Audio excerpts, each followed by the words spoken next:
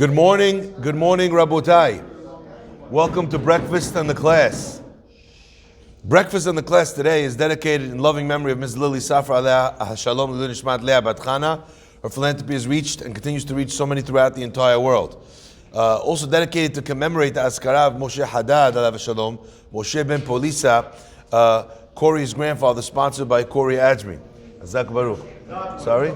No, I have a whole bunch of back ones. You kidding me? Don't worry, you're on for the ride. Also dedicated for the speedy and complete refuah shlema of Chana bat Sima Feiga, sponsored by Eliana and Arya Hurizadeh. Hazaku Baruch. Dedicated in gratitude to Hashem, sponsored anonymously. That's a beautiful one. But the problem is, if you dedicate it in honor of Hashem, you can't do it anonymously. He knows who you are. Dedicated by Mauricio and Laura Sion. For Rabbi Farhi, his wife and family, may all of you see berachot hatzlaha, refuah and besorot tovot. May all your tefillot be answered. Gorgeous. Thank you so much.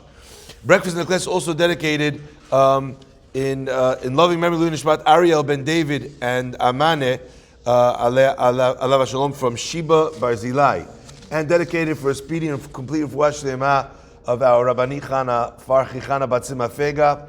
Please make berachot for refuah, and also dedicated for a speedy and complete refuah shlema for Rabbi Eli Abadi Eliyahu Shimon ben Mazal Fortune. Please make berachot for his refuah. The entire community has been praying for him, for Rabbi Abadi, and as well in the Bet Knesset, all the special tefillot that are happening here. Much of the Bet Knesset's success is built on all the efforts that he put into building the Bet Knesset and building the community. So Be'ezat Hashem, these zichuyot should stand him now in the best of ways, and he should have a complete refuah shlema and return to his family stronger and healthier than ever before. Amen. My friends, Vayishma Yitro, and Yitro hears. That's what the pasuk says. Vayishma Yitro, and Yitro hears. And it's an interesting thing, because the pasuk tells us only that Yitro hears. That's the only thing that happens in Yitro's transformation. The only thing that happens is he hears. And I want to just kind of descend into this for a few minutes with everybody here today. What does it mean, Vayishma Yitro and Kohen Midyan? And Yitro, the Kohen Midyan, Choten Moshe, hears everything that happened to the Jewish people. What does that mean? And our rabbis communicate something very, very beautiful. Later on in the Torah, we read about the fact that Moshe Rabbeinu begs Yitro to stay with the Jewish people. He says, please stay with us, v'hayita lanu le'ainayim, and you will be for us like eyes, right? He's not saying like the Arabic saying, ya'ayni. That's not what he's saying. He's telling him we need you as eyes. Why? You're the only person here that comes from a completely outsider perspective. And we need you to be able to set us straight when we're doing things maybe that are not exactly the way they need to be done. Amongst many other interpretations. However, I want to point out one thing. We mentioned over here that Yitro is Kohen Midyan. He comes as a priest, a high priest from Midyan. Why is that important? In fact, I don't know, I think if I was a convert to Judaism, and I used to be the pastor of Episcopalian church, I don't think I want that at the end of my resume. That doesn't work good for shidduchim for the kids. That doesn't get your kids into the right Jewish schools. Where were you? I was the bishop of St. Francis. No one cares. After you make the Gerut transition, no one wants to know that you used to work for another god, right? That's not something you really want to throw around. So why is it that we're hearing this over here? Vayishma Yitro, Kohen Midyan, Choten Moshe, the father-in-law of Moshe, everything that happened to the Jewish people. And the answer, my friends, is suggested, is a beautiful, beautiful answer to this question. The Gemara in Yevamot says, En mitkablim gerim, we don't accept converts to the Jewish nation in a time in history where things are going well for the Jews. Did you know that? You can only join when it stinks to be a Jew. Yeah, you know the big poster outside during the Inquisition. Guys, come one, come all. Who wants to come to join the Jewish people during the Holocaust, during the Inquisition? Who wants that? But the Gemara is telling us explicitly. And what's the idea that's brought? If you take a look, you find the pasuk says in the Megillah, "V'rabim me'amei haaretz mityahadim," and many of the people of the lands mityahadim were becoming Jewish. Ki nafal pahad, because the pahdan, the fear of the Jewish people, fell alehem, upon them. Now let me ask you, if a person is converting to Judaism because the fear of the Jewish people is upon them, what do you know? That their conversion is not of their own free will. It's not, well, I don't know if it's not sincere. It's sincerely because of fear. Right? But it's not because they want to join the Jewish people. It's not because they want to keep the mitzvot. It's not because they want to serve God. It's because they know that there's a declaration out there that says that the Jewish people are allowed to go to war and take revenge against all those that were anti-Semitic towards them, that didn't behave nicely. So all of a sudden you have mass, all of a sudden the Beit Din is flooded with requests for conversions. The Gemara gives another example. When else do we have a time when they did not accept Gerim? When else? The Gemara says, in the days of Shlomo HaMelech. Time of Shlomo HaMelech, the Jewish people were rolling. Everything's going really well. Everything's fantastic. So when everybody wants to be a Jew, we don't want you to join.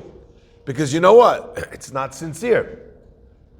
However, if a person comes along during a time which is not the Jewish people's highlight times, of course the halakha is, that's when the mitzvah of the Torah is not only if a person does conversion to accept him, but also to not remind him where he's come from, to not. So if there's a mitzvah to not remind a ger of his past, I don't know if you know, there was a speaker, I remember a while ago, and he's a speaker, and he converted to Judaism.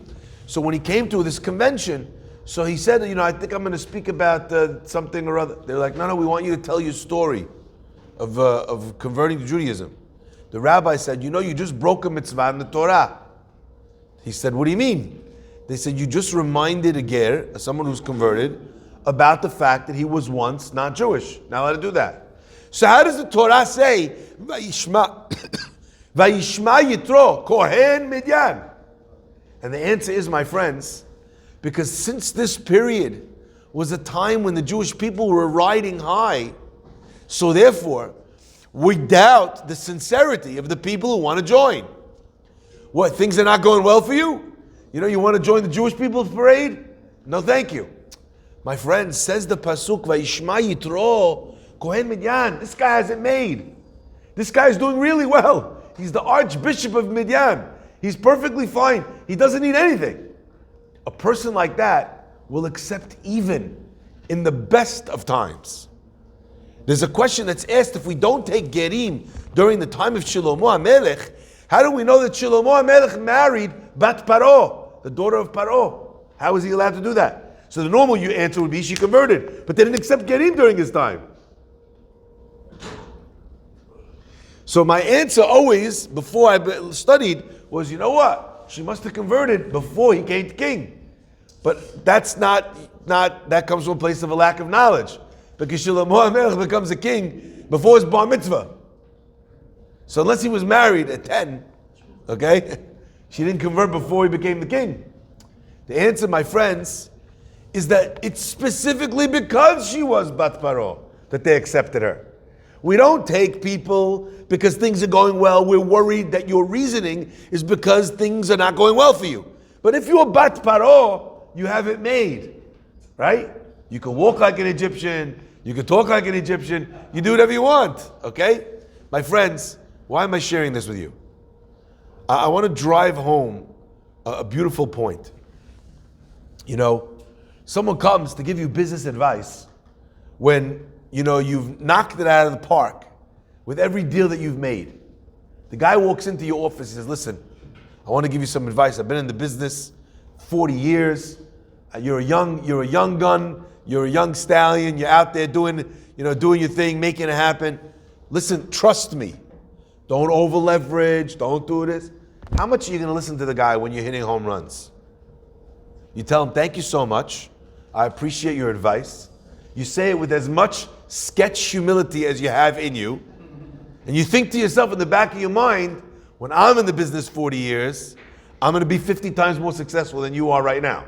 So your advice you could keep to yourself, thank you very much. Where were you at 30? That's what young, arrogant people who happen to be blessed by God with success at a young age of business think to themselves about businessmen who've been doing this since they were in diapers. Now, by the way, you're not more successful in business because you made more money. You're not a more successful businessman.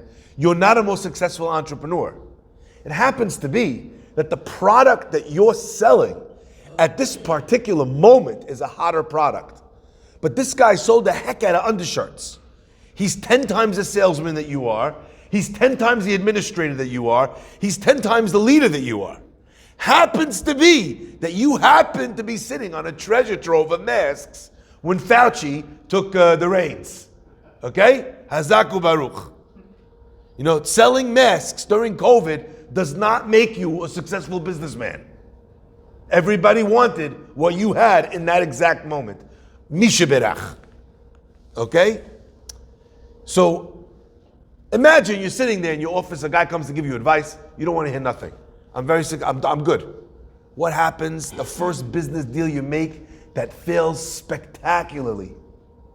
And now you have debtors chasing you, and then all of a sudden this guy pulls you over and he says, listen, I've been doing this 40 years.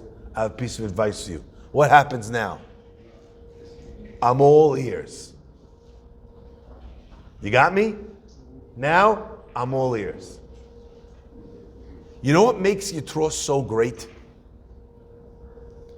It's that unlike the other people trying to join the Jews at their high point, Yitro had no reason. He had no reason to listen. He was doing just fine, thank you very much. But he listened anyway. And how much did he listen? He listened in a way where it changed his entire life. My friends, I want to talk for a minute about that. About what this means to have the capacity for transformative listening. What does that mean? Oftentimes, we listen to something, but we keep it on the external. We keep it outside. Have you ever had a moment where your wife yelled at you, or your husband yelled at you, someone tells you something, you're like, oh my gosh, that's so smart. And your wife or your husband says, I told you that 100 times. Everybody, if you laughed, you had that moment. Every day. Okay? You got that? You what? I told you 100 times. What do you tell your wife? Yeah, but it was the way he said no. You know what the real reason is? Anybody but you. There comes a point in a person's life when they tune somebody, listen carefully, they tune somebody or something out, and it could be for specific things. Can I give you an example? You might have a kid that listens to everything his father says, except when his father says, go to shul. They respect their dad tremendously. They listen to any business advice that he had. But when it comes to matters of religion, they heard it up to here, now they shut them off. All of a sudden, the kid comes home, the rabbi said that if I pray, then I might have refuah shlema. You're like, are you kidding me? 40 years, every morning, I'm saying go to shul. Now the rabbi said it once, you're inspired? The answer is,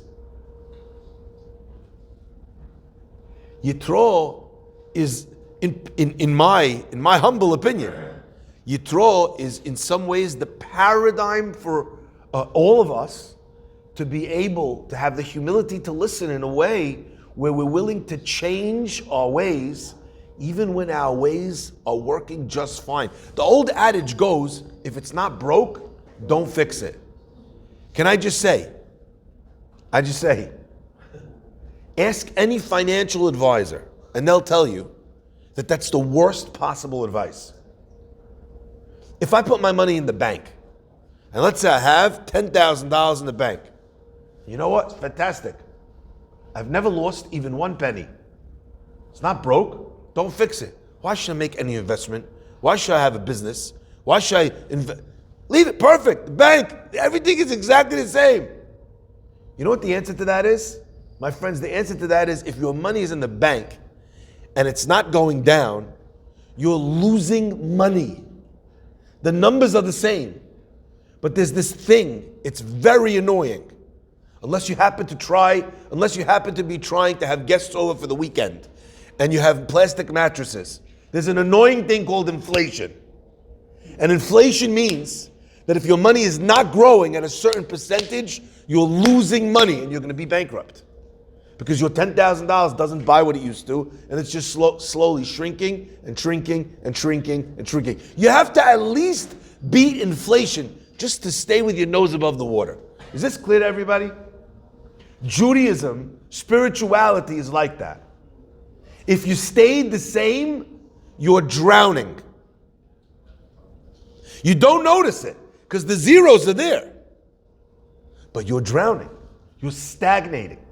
Your prayers, which once were full of energy and enthusiasm, now you're dialing them in. By the way, you might be amazing at dialing them in every day, but you're dialing them in. So if you've not brought something new to the game, then the game gets stale. Yitro is sitting at the top of the world, but he recognizes that there's something funny about the world. And there's something funny about sitting at the top of the world. And you know what that is? The world turns. And the fact that you're sitting on the top means that very soon, unless I make sure that I'm running with the world that's turning, my top of the world state is going to mean bottom of the world. That's why Yitro is so powerful. That's why Moshe Rabbeinu says to Yitro, Dachilak, you have something that none of us have. And I always thought to myself, really? Yitro is so special? He has something that no other Jew could have fulfilled? Moshe needs to beg him to stay with the Jewish people? What does he have that no one else has? You know what the answer is? Every single one of the Jewish people, every single one of them, had something in common. And what was that? They listened to God when they were slaves, suffering, tortured in Egypt. And I thought to myself, he's not even the only convert. What's so special about Yitro? You have thousands of converts. You know what they're called? Erev Rav. The large multitudes. You know what the answer to that is? They also were listening under duress. Because when God was punishing the Egyptians, that's when they tried to join the Jews. They joined for the free upgrade. That's why anyone gets any sort of credit card that has an airline logo on it. They join for the free upgrade. My friends, Yitro is the one person. He don't live in Egypt. He lives out in Midian. How's it going? Thank you very much. Just fine. But he heard the truth. And the truth is true, even if you don't need it to be true. Even if you don't want it to be true. The truth, like Ben Shapiro says, doesn't care about your feelings. It is. Once he understood, once Yitro understood that this was emet, he felt he had no choice but to make it right. This is the right thing. Don't ask what's convenient. Don't ask what's easy. Don't ask what's going to be good for me. Ask what's the right thing to do. That made Yitro a pair of eyes for the Jewish people that was unmatched. Because the Jewish people had learned how to listen to God when things were bad. And unfortunately, so much of Jewish history has been about listening to God when things are bad. Trying to climb back into His good graces. But so often, as the Pasuk says, Vayishman Yishurun Vayivat. And Yishurun, and a descriptive terminology for the Jewish people. The Jewish people got fat, Vayivat, and they kicked God away. And I always thought to myself, it's such a shame, this cycle that we have, where we listen, we climb out of a hole, we get to the top, Vayishman Yishurun, and then we get fat, and we kick Hashem away. And then we fall again. And then what happens? We need to call out to God and to get back to that top again. And I think to myself, what a shame it is that Vayishma is so close to Vayishman. Vayishma means to listen. Vayishman means to grow fat. One precipitates a fall, and one precipitates a rise. And we get to choose which one we're going to choose, either the Vayishma or the Vayishman. And that's why Moshe Rabbeinu says to Yitro, V'hayita lanu la'ainayim. Because they have a choice, Vayishma or Vayishman. What's the difference? One has an ayin, one has a nun. Moshe Rabbeinu says to Yitro, you being with us will remind us, V'hayita lanu la'ainayim, for an ayin, that every person should choose to listen instead of choosing the nun to get fat. Tell a story about a guy in Israel, secular guy, not religious, no kippah, very anti this, that, the other. One day, Shabbat afternoon, they see this guy brazen in front of everybody, climbs a fence, walks into somebody's private field, climbs a tree, starts picking off in the tree branches, picking off a fruit. He leans back, he's peeling the fruit, he's eating the fruit on Shabbat. Anyway, someone comes by and they say to him, Rohi, look, religious coercion, fine. You're here in a religious guy's orchard. You climb the fence.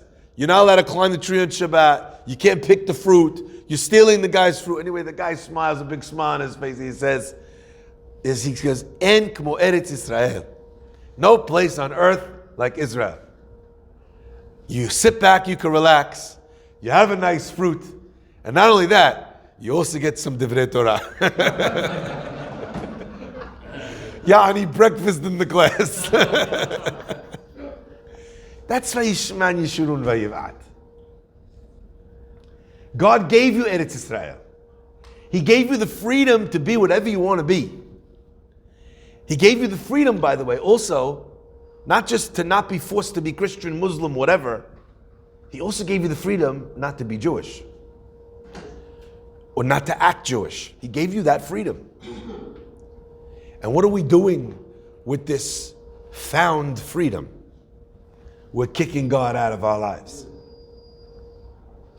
Is that not a proof that we need a Yitro? I think before we need a Mashiach, we need a Yitro. We need someone to come along and to shake the Jewish people and say, listen, I had it all. And I came here because you know what? I have it all and you guys have more. With your anti-Semitism, with your persecution, with everything that goes against the Jews. I had it all, but you had more. That's what Yitro teaches the Jewish people. And we need those eyes now more than ever before. And you know something? When secular Jews or non-Jewish people see a guy straggling, holes in his clothes, he's going to pray, they think this guy's got a lot to pray for. They see a guy pull up in his, with his driver in front of the shul. They see a guy get out dressed impeccably, walks into the synagogue. They see a guy who's doing very well for themselves. And he's praying, and he's learning, and he's doing mitzvot. That's when they think to themselves, wow, this is not a guy who does this out of desperation. This is a guy who has it all, but recognizes that without his faith, he has nothing. My friends, when you have it going well, and you do the right thing, it's Kiddush Hashem to the max. It teaches people lessons in some ways that a rabbi could never teach. And that's when rabbis suffer from it. A businessman gets up in front of his students in school and he's like, listen guys, you got to be honest, you got to be this. The kid's like, wow, changed my life. I was like, literally, I said everything he said 100 times. They're like, yeah, but you're a rabbi. I was like, my friends, what goes around comes around. It's Hashem's nekama for me for saying it to my wife. Hashem should bless us all. Not only, like we say, a Mekayem person that's Mekayem Torah, Me'oni. He's Mekayem Torah in the worst of times. So for the Kayem Me'osher, in the end he'll be able to keep it in the best of times. And Bar Minan, a person who does not keep the Torah Me'osher, he doesn't keep it in the best of times, Vayishman Yeshurun, then he merits to not keep the Torah in the worst of times. Hashem should bless us to find a Vayishma, so we don't get to Vayishman. Baruch Adonai Leolam, Amen.